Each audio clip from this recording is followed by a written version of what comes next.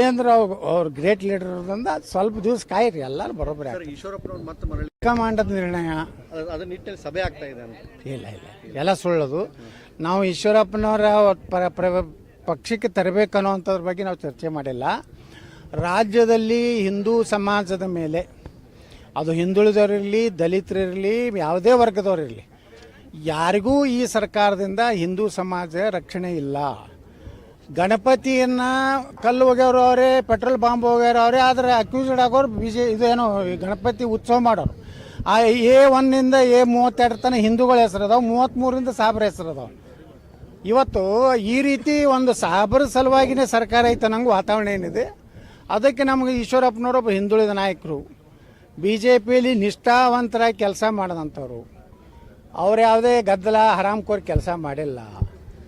ಪ್ರಧಾನಮಂತ್ರಿ ಫೋನ್ ಮಾಡಿ ಹೇಳಿದ್ರೆ ಶಿವಮೊಗ್ಗ ವಿಧಾನಸಭೆ ಬಿಟ್ಟು ಕೊಟ್ಟಂಥವ್ರು.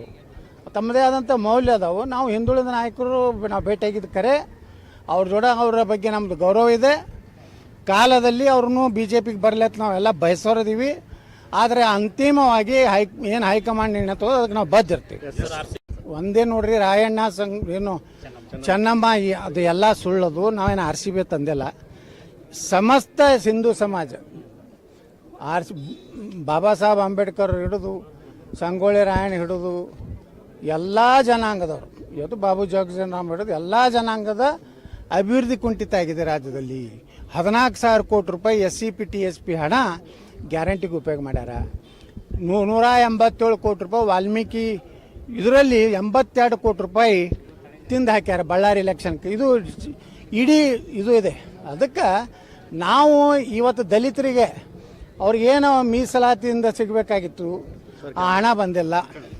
ಅಲ್ಲಿದಿಂದ ವಾಲ್ಮೀಕಿಯಲ್ಲಿ ಪಾಪ ನಾ ಹೇಳಿದಲ್ಲ ವಿಧಾನಸಭೆ ಒಳಗೆ ಸುಮಾರು 11,000 ಕುಟುಂಬಕ್ಕೆ 1 ಲಕ್ಷ ರೂಪಾಯಿ ಕೊಟ್ರೆ, ಆ ಕುಟುಂಬ ಕಾಯಿಪಲ್ಯ ಮಾರ್ಯಾರೆ, ಒಂದು ಆಟೋ ರಿಕ್ಷಾ ತೊಗೊಂಡರೆ, ಒಂದು ಸ್ವಂತ ಜೀವನ ಮಾಡ್ಲಿಕ್ಕೆ ಆಗ್ತದೆ. ಅದನ್ನೆಲ್ಲ